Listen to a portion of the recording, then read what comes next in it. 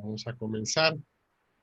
Bueno, ayer pues estuvimos viendo lo que fue la clase número 3 en cuanto a lo que es la parte de la investigación científica, ¿verdad? Estuvimos hablando de la importancia de la investigación, hablamos de los dos enfoques, ¿verdad? De investigación, que recuerden que dentro de esos dos enfoques, pues platicamos y vimos las características del enfoque cuantitativo y vimos unos cuantos del enfoque cualitativo, ¿verdad? Entonces, vamos a continuar hoy, vamos a hacer una retroalimentación, les voy a compartir pantalla de lo que vimos precisamente el día de ayer.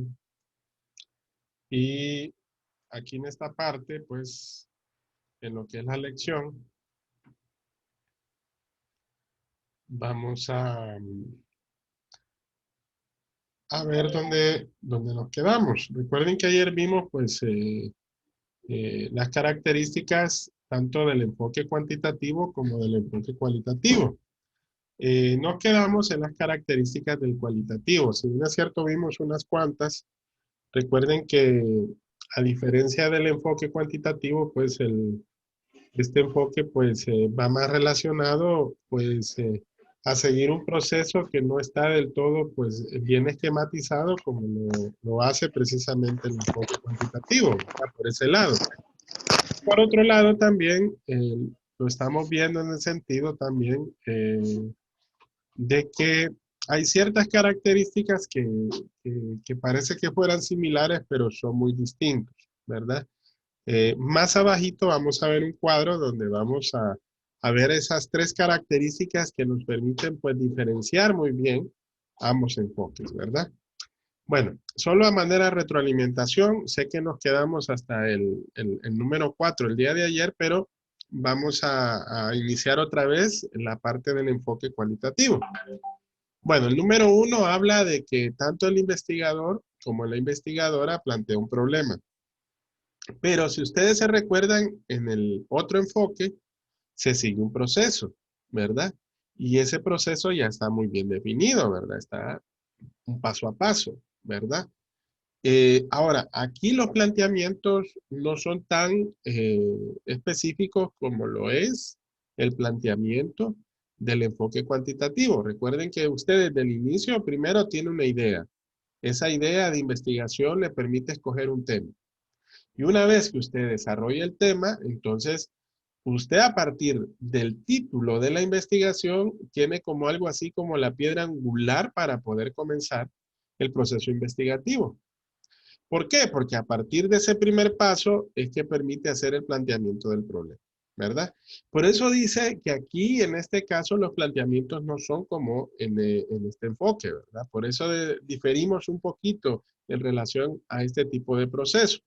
¿Por qué? Porque en ese sentido, pues, no es que se hacen de una manera así como arbitraria, ojo, no, sino que se hacen de una manera ordenada, pero si bien es cierto, dichos planteamientos se van haciendo en un paso a paso, pero de ahí están surgiendo no solamente hipótesis, por decir así, en el proceso tal como se venía estableciendo dentro del enfoque cuantitativo. Aquí la diferencia que se puede dar en cualquiera de los pasos. Y dentro del proceso nos puede tocar de igual manera regresar al paso previo, pero en el enfoque cuantitativo recuerden que eso no se puede, ¿verdad? Ahí hay que seguir primero un primer paso.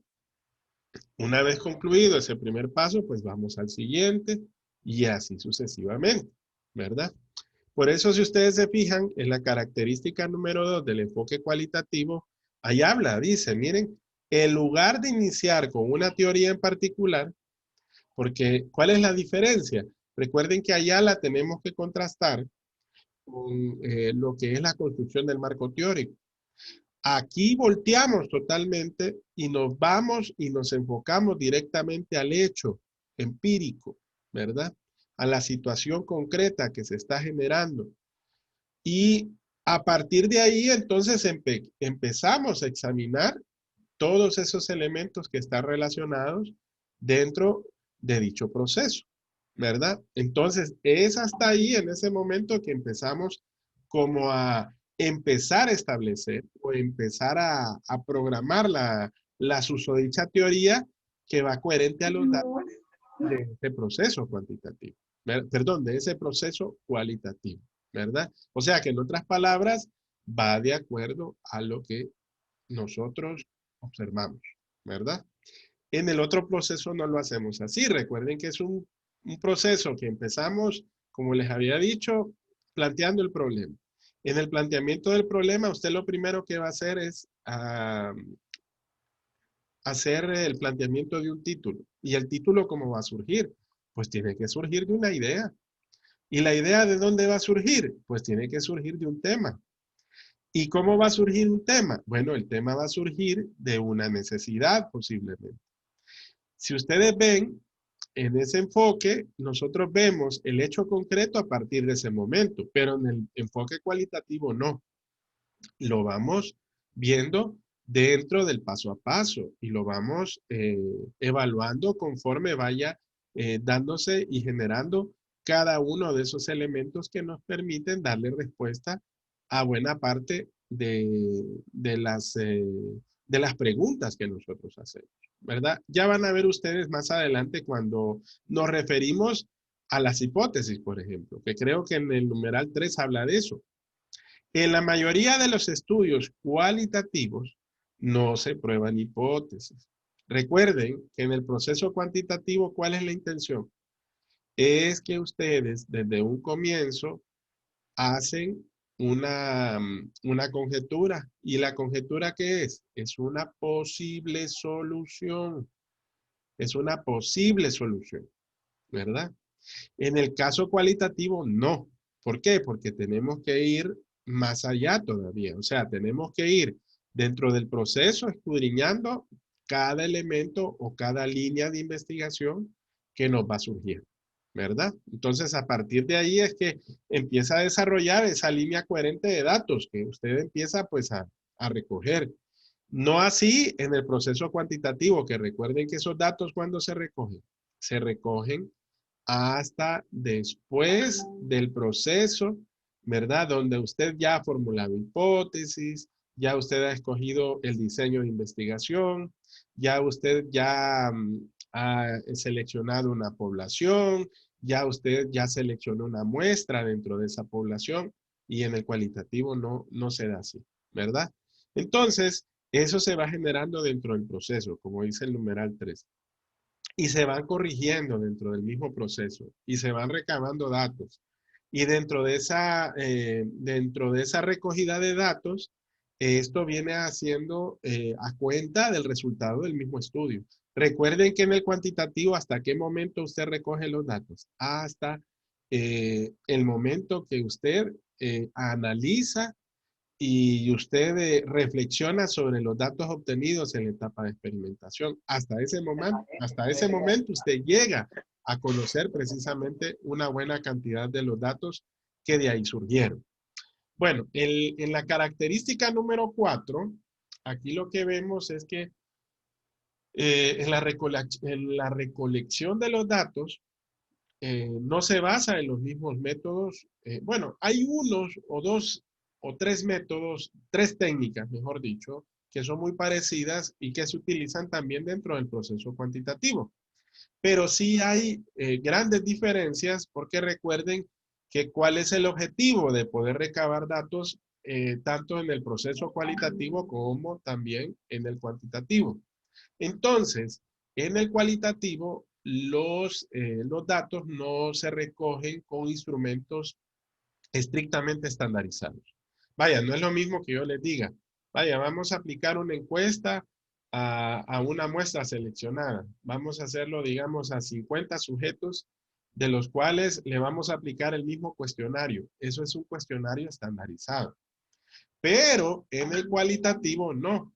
Vaya, ya no van a ser 50, tal vez van a ser 5, ya van a ser menos la cantidad y posiblemente no le va a aplicar una encuesta, no, le vamos a aplicar una entrevista. Entonces, si se fija, ya las técnicas que se utilizan para recolectar los datos también son distintas. En el numeral 5, en la característica 5, ahí menciona algunas de esas características, miren, perdón, de esas técnicas. Por ejemplo, aquí se utiliza la observación no estructurada, que a diferencia de la observación estructurada, que sí se utiliza, por ejemplo, en el proceso cuantitativo. Aquí las entrevistas son abiertas.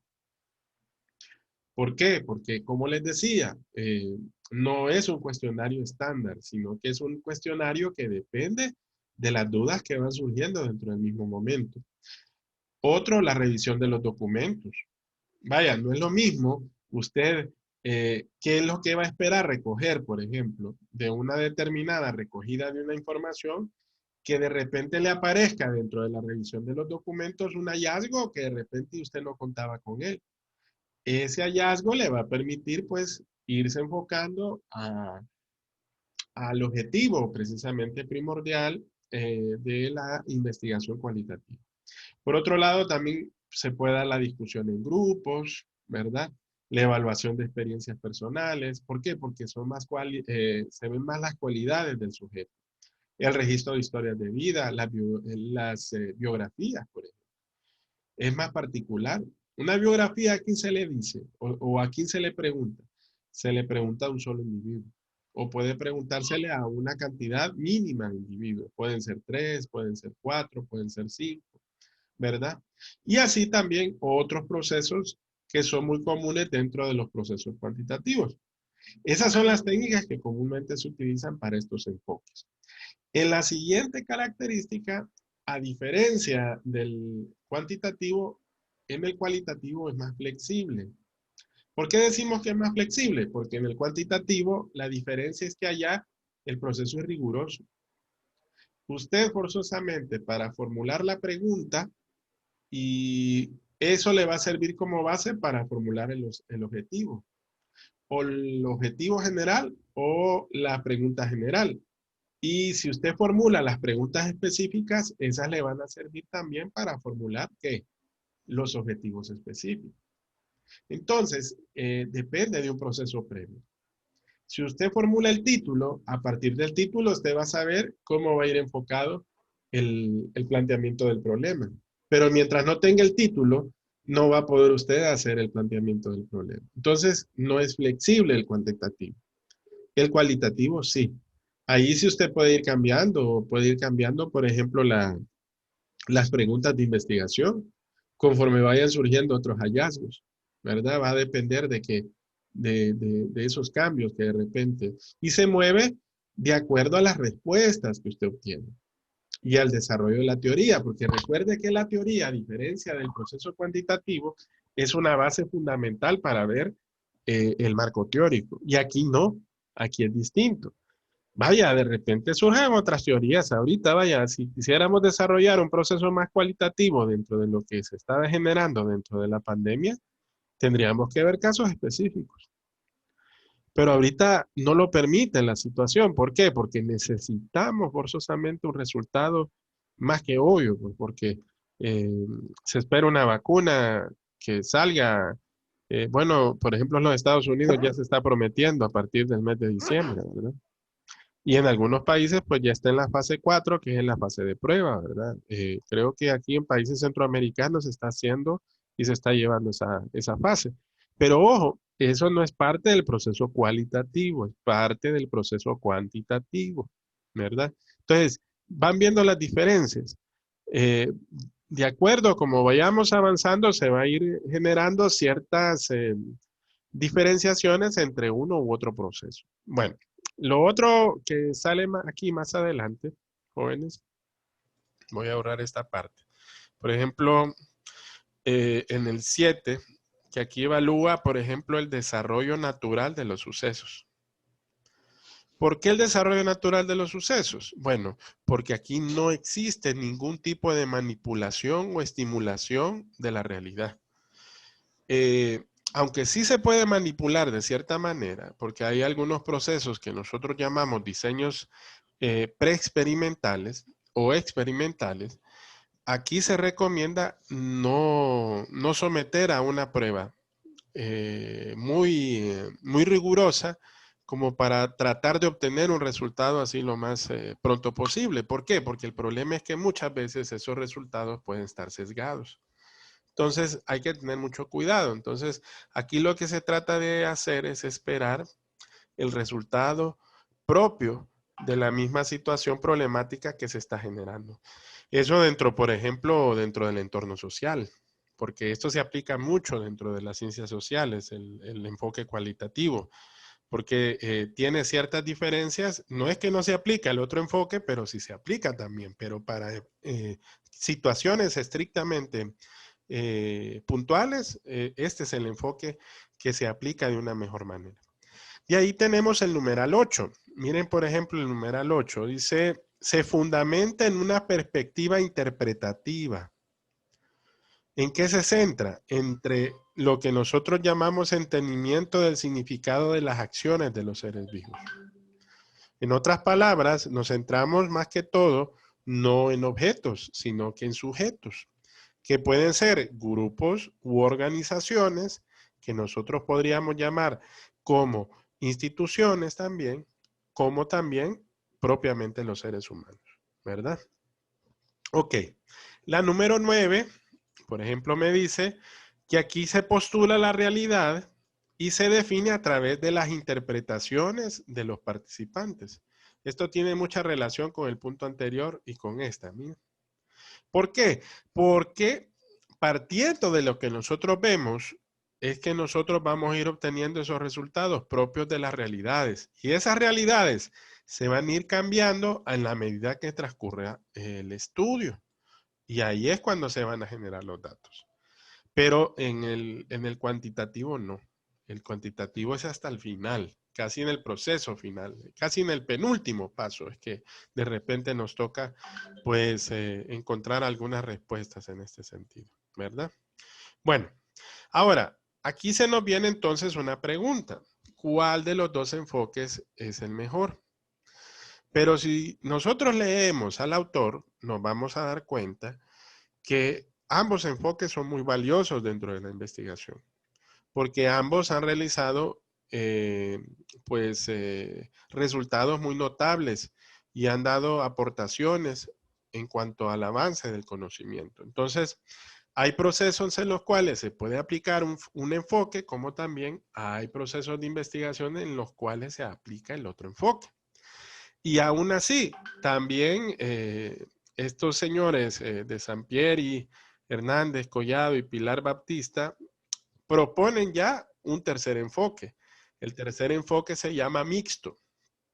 ¿Qué significa el enfoque mixto? Que eso no lo tengo acá, solamente quiero que ustedes diferencien los dos tipos de investigación para que así ustedes entiendan mejor el proceso cuantitativo que vamos a desarrollar en el segundo parcial, ¿verdad? Porque es el enfoque en los cuales es el enfoque en el cual nos vamos a encaminar, ¿verdad? Es porque les dije que de cierta manera en el proceso mixto se puede poner de práctica ambos, pero ojo, se pone primero en práctica uno y después posteriormente el otro. O sea, no es en forma desordenada tampoco, ¿verdad? Tiene que hacerse un proceso. Les voy a dar un ejemplo para que ustedes miren cómo en la práctica eso se puede generar. Fíjense que hace aproximadamente unos 8 o 10 años, dentro de la Facultad de Ciencias Jurídicas y en la universidad, se generó un proceso de investigación en donde lo que se trataba de obtener eran resultados que de alguna forma ayudaran a mejorar el proceso académico dentro de la universidad. ¿Cuáles eran los problemas que teníamos en aquel tiempo, hace más o menos una década? No sé si ustedes se recuerdan en cuanto a las matrículas, la falta de sistematización. Otro de los problemas es que, por ejemplo, habían estudiantes, compañeros estudiantes, que de repente matriculaban la clase una vez, 2 veces, 3 veces, 4 veces. Aunque no lo crean, yo tuve un estudiante, porque yo impartí Derecho Romano hace aproximadamente unos 10 años, y un estudiante que repitió la clase 10 veces. Aunque no lo crean, 10 veces.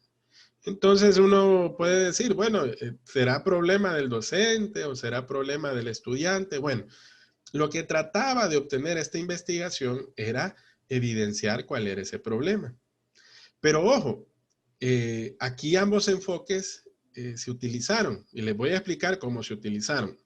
Vaya, la primera fase de la investigación, ¿en qué consistió? Miren, a todos los docentes se nos suministró una plantilla en un documento que se llamaba Access. Yo creo que algunos de ustedes lo conocen, que Access es un programa de Microsoft que permite, pues, recolectar información y la misma información le permite, pues, obtener conclusiones, análisis estadísticos, etcétera, etcétera. Entonces, la plantilla se nos dio a todos los docentes. ¿Con qué objetivo? Nosotros teníamos que identificar cuáles estudiantes o qué compañeros repitieron en más de una ocasión. Tenía que, el indicador era quien había repetido más de 2 oportunidades la clase. Entonces, al identificar esos compañeros, entonces, esa fue la primera fase de la investigación. En la plantilla, lo que se hizo fue que se ingresó la información de todos aquellos estudiantes de que repitieron constantemente las clases. Entonces se arrojó los primeros resultados, pero ojo, eso fue hasta el final del proceso. ¿Por qué? Porque era un enfoque que nosotros llamamos cuantitativo. ¿Cuál era el sentido del enfoque cuantitativo? Y no había terminado la investigación. Ojo, solo fue la primera parte de la investigación. Ahí se determinó que dentro, no sé si ustedes se recuerdan, antes había un plan viejo y había un plan nuevo. Entonces, en el plan viejo se determinó que habían 5 clases problemas. En el plan nuevo se identificó que habían 5 clases problemas. Entonces, al determinar esas 5 clases y esas 5 clases de cada uno de los planes, también se determinó que dentro de cada una de las clases habían 5 estudiantes que eran los estudiantes que tenían el índice más alto de repitencia en cada clase. Entonces, la primera fase de la investigación lo que arrojó fueron datos estadísticos, ¿verdad? Magnitudes, una explicación bien general de las cosas. El análisis se dio a muchos casos. Imagínense, en aquellos tiempos, hace una década, la matrícula de la Facultad de Derecho, no lo creen ustedes, era aproximadamente de 9,000 estudiantes. Era una gran cantidad de estudiantes que se matriculaban dentro de la Facultad de Derecho. Bueno, era después de ciencias médicas, era la segunda carrera que tenía más estudiantes en Ciudad Universitaria. Ahora, pues eso ha cambiado, ¿verdad? Ustedes ya se han fijado de que en la Facultad de Derecho ya cursar la carrera de Derecho ya no, en vista del examen de admisión, ahora es un poco más difícil, más complicado, ¿verdad? Porque ahora para que usted lo pueda hacer tiene que tener un índice bastante alto, ¿verdad? Para poder estudiar. Para eso se hizo ese primer filtro. ¿Y de dónde creen que surgió ese filtro? Surgió precisamente de esta investigación. Fue cuando ya se empezaron a implementar las primeras pruebas de aptitudes que se les decía en aquel entonces.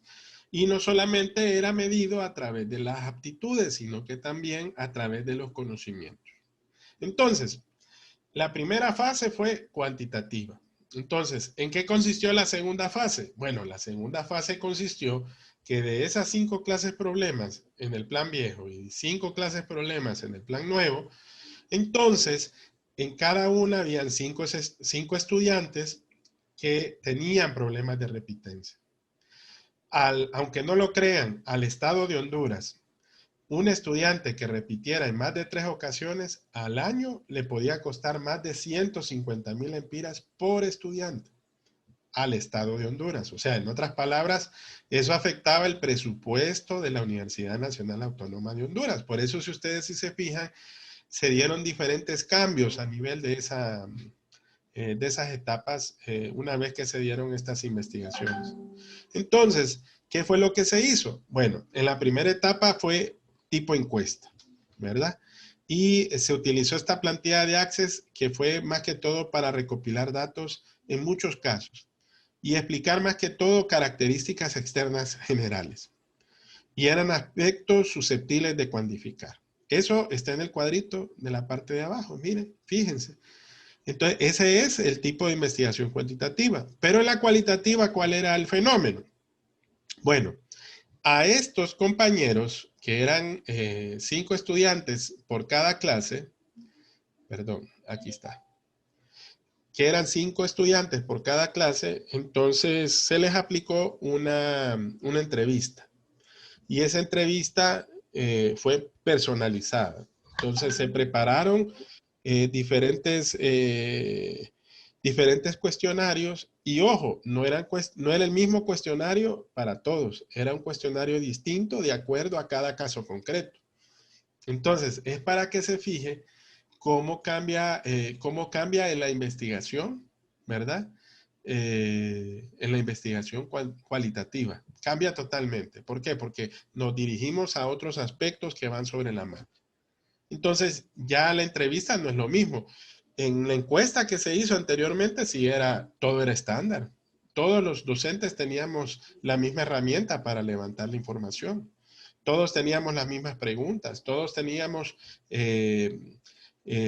hasta casi los mismos estudiantes. Claro, eran en distintas secciones, pero de alguna manera, pues se reflejaba hasta en las mismas personas. Pero al final fueron 25 estudiantes por cada plan de estudios. Entonces, a 50 estudiantes, de que en aquel tiempo eran aproximadamente un poco más de 7,000 estudiantes que estaban llevando precisamente la matrícula, fue que se les aplicó este tipo de investigación en esta segunda fase. Entonces aquí el objetivo, ¿cuál fue? No era uno, pero eran pocos casos.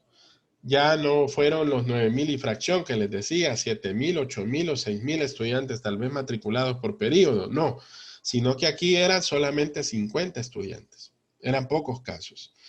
Aquí, ¿qué es lo que se trató por parte de la universidad de explicar? Bueno, aquí ellos querían explicar a fondo los fenómenos y comprender qué es lo que estaba pasando con este problema de la repitencia. Entonces, era más cualitativo, ¿verdad?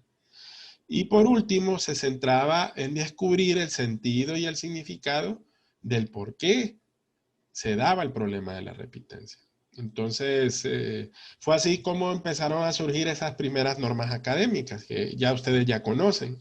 Recuerden, la norma del NSP, el mismo cero, la cantidad de clases que usted puede matricular de acuerdo a su índice académico, las veces en que usted puede repetir una misma clase. Recuerden que ya existe un número determinado y hay una matrícula condicionada si usted sobrepasa ese número determinado. Entonces, todas esas cosas surgieron precisamente de esa investigación.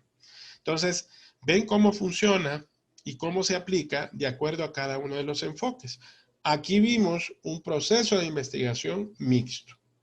Primero se aplicó un enfoque cuantitativo y después se aplicó un enfoque cualitativo, ¿verdad? Entonces, esas son las características más diferenciadas en esas tres, ya más de manera general que aparecen ahí en los cuadritos, porque si se fija más arribita, pues podemos ver, por ejemplo, cuáles son las diferentes características. Vaya, por ejemplo, del proceso cualitativo son 9 características, del proceso cuantitativo son 10, ¿verdad?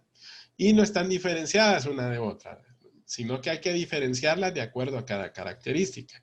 No es que son diferencias, sino que son características. Y ya ven ustedes también el sentido de cada una de los enfoques, ¿verdad?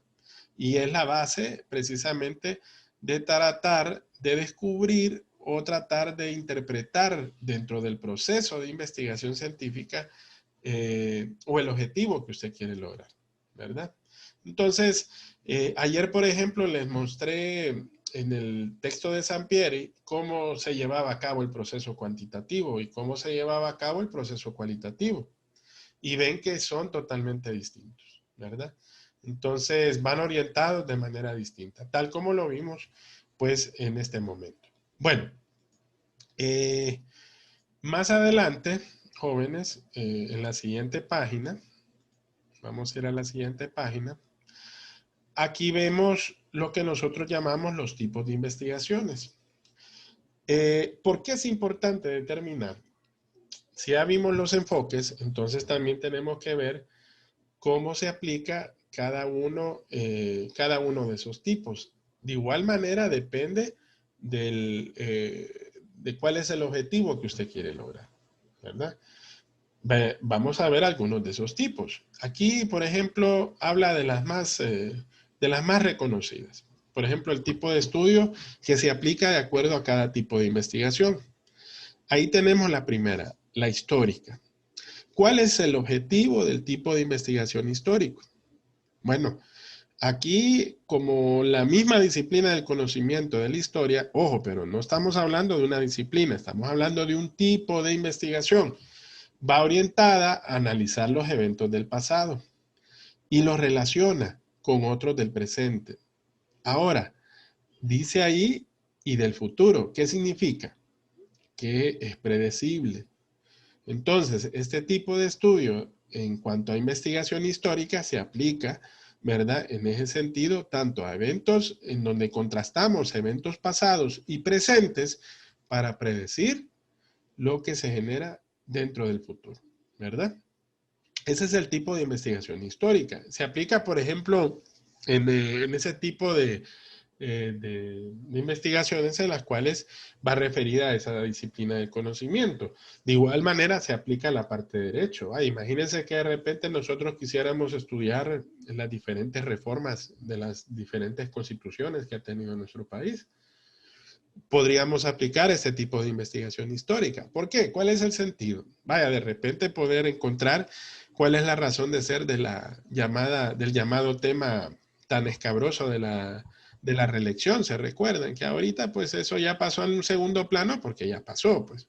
Si la misma ley no lo permitía, pero como las mismas instituciones del actual gobierno los permitieron, entonces dentro del efecto legal que se tuvo, pues lastimosamente, dentro de ese análisis histórico no pudimos predecir qué es lo que iba a suceder. Y ya vimos pues que lastimosamente pues dentro de ese pacto político no se dio una condición que se pudiera solucionar a través de las urnas, ¿verdad? Entonces podemos aplicar este tipo de investigación histórica. También tenemos la documental, ¿verdad? ¿De qué se encarga la documental? El término lo dice. Analiza la información registrada. En otras palabras, vaya, por ejemplo, en el tema de las auditorías se utiliza mucho este tipo de investigación documental.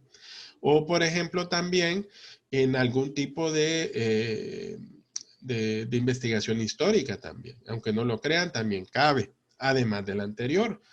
¿Por qué? Porque se pueden analizar informaciones que en este caso se catalogan como eventos históricos. Recuerden que la historia aparece precisamente con la escritura, ¿verdad? Entonces, es un evento que está registrado, ¿verdad? Sobre el objeto de estudio. Entonces, hay diferentes tipos de investigación en los cuales se puede aplicar el tipo de investigación documental. De ahí tenemos la descriptiva. Miren, la descriptiva, la correlacional y la explicativa tienen elementos muy particulares y que se relacionan unos con otros. Y les voy a explicar por qué. Porque ya estas empiezan a tocar puntos importantes dentro del proceso de identificación de las variables. Ya aquí profundizamos un poquito más allá. En la descriptiva, por ejemplo, aquí reseñamos rasgos, vemos cualidades, vemos los atributos de la población que nosotros estamos estudiando, que estamos investigando. Vaya, por ejemplo, que una determinada institución social, por ejemplo, en el cual, como se ha aplicado una determinada norma, la norma pues no ha permitido que exista una reforma constitucional, por decir así, en algún tipo de evento que es necesario. Vaya, por ejemplo, las reformas electorales que ahorita están en tela de juicio, que se están discutiendo y que es un tema bastante delicado, ¿verdad? Que también es tema que aunque no lo crean, imagínense, en estos momentos de pandemia, muchos están haciendo política, ¿verdad? Entonces, ¿por qué? Porque ya viene precisamente el año electoral. Entonces, en la descriptiva podríamos analizar esos rasgos, esas cualidades de la población, esos atributos y analizarlos de forma descriptiva. En la correlacional, ahí sí la diferencia es que existen varias variables. Por eso les digo, en estas tres tiene mucho que ver esta relación. ¿Por qué? Porque ahí lo que medimos es el grado de relación que existe entre una variable con otra o con la misma población estudiada. Vaya, yo les puedo citar un ejemplo. Imagínense que de repente yo les puedo decir, hace, ¿hace cuántos años pasó este problema del World Trade Center? ¿Se recuerdan de las Torres Gemelas? Que a partir de ese momento hubo un cambio drástico en las políticas. 2001 creo, si no me equivoco. Ah, bueno, imagínense, ¿hace cuánto tiempo pasó esto? Y a partir de ese momento hubieron cambios drásticos en las políticas migratorias, en las políticas de la economía, etcétera, etcétera. De repente uno empieza a relacionar algunos de esos hechos. Se recuerdan que antes de ese hecho concreto hubo una crisis económica a nivel mundial, que fue la primera, bueno, fue de las primeras crisis que afectó, por ejemplo, a los bancos bursátiles, a las bolsas de valores, que fue cuando, si ustedes se recuerdan, empezó a encarecerse el empleo en los países más desarrollados. Esa primera crisis afectó hasta el precio de los combustibles. Entonces uno puede decir, bueno, miremos la relación entre un hecho con otro. Eh, en aquel entonces, ¿qué pasó con los precios de combustibles? ¿Subieron o bajaron? ¿Tuvieron, el impacto fue directamente proporcional o fue inversamente proporcional a la caída de las bolsas de valores en los bancos bursátiles del mundo? Pues de repente fueron cosas que sí estaban relacionadas, pero hay otros hechos que de repente tal vez no estaban relacionados con esa situación. Entonces, el tipo de estudio correlacional mide el grado de relación entre esos hechos y las variables sujetos dentro de cualquier tipo de estudio. En la explicativa, igual, vemos la relación entre variables, pero vemos las razones del porqué de los fenómenos. O sea, aquí va enfocado como que una variable es razón de la otra, como si fuera una causa y efecto. En la anterior, por eso la explicativa y la correlacional son muy parecidas. Si se fijan, la correlacional mide el grado de relación entre variables, pero la explicativa no solamente se queda en esa relación, sino que mira cuál fue el efecto, ¿verdad? En otras palabras, explica y se enfoca más que todo en las razones del porqué de las cosas, ¿verdad? Y ahí los últimos cuatro son relativamente nuevos. Yo creo que más de alguno de ustedes haya escuchado esto del estudio de casos. La parte seccional sí, no creo que no. Longitudinal tampoco y experimental. Pero el estudio de casos, ahí lo que se hace, eso se aplica mucho en el estudio del enfoque cualitativo, que era el que estábamos hablando ahorita. ¿Por qué? Porque aquí se analiza un hecho concreto, específico, de un universo poblacional. ¿Por qué? Porque de repente ese hecho en concreto nos puede dar una explicación macro, ¿verdad? El objetivo es verlo de manera muy detallada. Por eso se estudia un caso o se estudia una relación entre casos que nos puede dar una explicación en relación a ese análisis de estudio. En la seccional, longitudinal y experimental depende más que todo de cómo recogemos la información. En la seccional, por ejemplo, lo que hace es recoger la información en una sola oportunidad. Es como que yo les diga, miren, entre tal fecha y tal fecha vamos a hacer la recogida de la información y por eso decimos que es seccional, porque dentro del proceso investigativo va a haber un proceso en el cual esa va a ser la única oportunidad en la cual vamos a recoger los datos. Por eso se llama el tipo de estudio seccional. En la longitudinal, aquí comparamos los datos que obtuvimos, pero en diferentes oportunidades o en diferentes momentos. Pero ojo, de la misma población. ¿Cuál es el objetivo? Vamos a valorar cuáles fueron los cambios que se generaron en cada momento, ¿verdad? Por eso se llama longitudinal. Imagínense que tuvieran una línea de tiempo y dentro de esa línea de tiempo vemos la misma población, ¿verdad? Y vemos diferentes momentos históricos de los cuales hubieron resultados distintos. Entonces, A eso le aplicamos este tipo de investigación que nosotros llamamos longitudinal. Bueno, y por último, la experimental, que esa es la más común de todas, ¿verdad? ¿Por qué? Porque aquí lo que se analiza es la acción y la manipulación de una o varias variables independientes sobre una o varias variables dependientes. Más adelante vamos a entender a qué nos referimos, porque existen tres tipos de variables. Variables dependientes, variables independientes y las variables que nosotros llamamos intervinientes, o sea, que intervienen muchas veces dentro del proceso y que provocan alguna modificación de las otras dos variables, ¿verdad? Ojo, no vamos a explicar ahorita aquí qué es variable, pero sí les podría adelantar que una variable es una propiedad o un atributo que tiene un objeto o un sujeto. Vaya, por ejemplo, usted puede ser una variable. La edad, el sexo puede ser una variable. Es algo que tiene, por ejemplo, una medición, una magnitud, ¿verdad? Vaya, al medir la temperatura, por ejemplo, en un termómetro de mercurio, ¿cómo se mide? La magnitud es en grados centígrados o en grados Fahrenheit. Eso es una variable. Entonces, pero hay variables que se modifican o que cambian, pero hay variables que no. Por sí sola, si usted se aplica a un caso concreto, a un objeto, a un sujeto, ese es un tipo de variable, pero que no modifica. Puede ser cambiante, pero no en su esencia. Vaya, una persona, por ejemplo. Una persona, vaya, si vemos el ciclo normal del ser humano, es nace, crece, se reproduce y muere. Bueno, igual que muchos seres aquí sobre la Tierra. Pero ¿qué pasa cuando dentro de ese proceso provoca otros resultados? Entonces, esos resultados se conocen también como variables. A esas variables se le llaman independientes, ¿ok? Porque son el efecto de la variable dependiente. Una es la causa, ¿verdad? Por eso dice, mire, acción o manipulación de una o más variables independientes, porque usted manipula esas variables. Una es la causa y la otra es el efecto, ¿verdad? Entonces, a este tipo de diseño le llamamos de tipo experimental. Bueno, eh, nos vamos a quedar hasta acá porque lo que sigue más adelante es la actividad número 4, ¿verdad?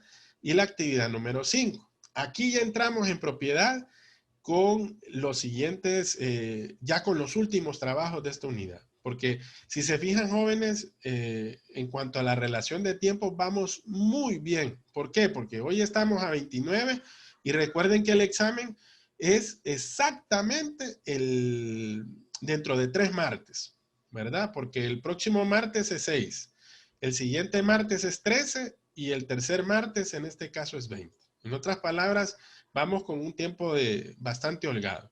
Entonces, pero siempre vamos a tener estos encuentros para ver cómo vamos haciendo las participaciones dentro del trabajo que vamos desarrollando. Mañana no vamos a tener videoconferencia, sí la vamos a tener hasta el día jueves, así que tomen nota, entonces nos vamos a ver hasta el otro mes. Se nota largo, ¿verdad? Pero mañana es 30, entonces nos veríamos hasta pasado mañana, ¿verdad?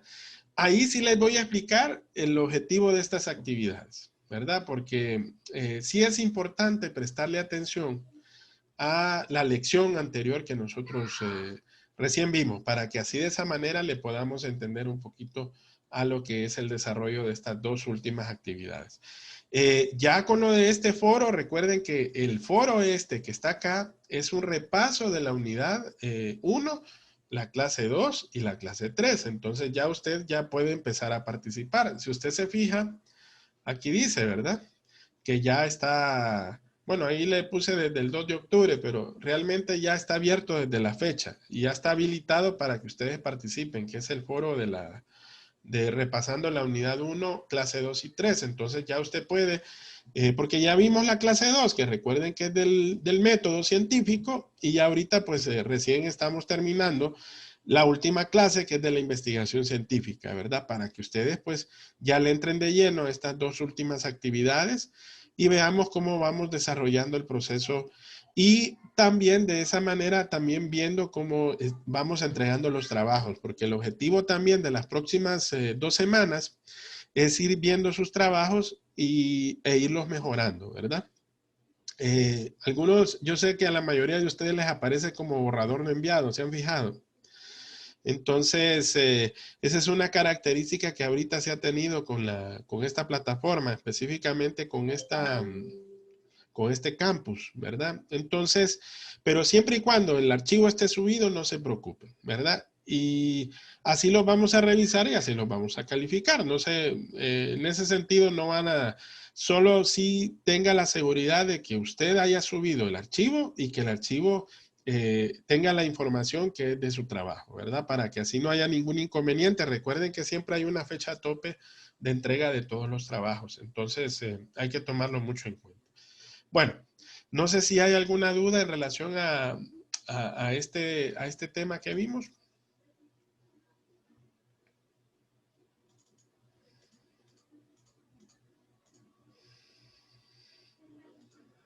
¿No?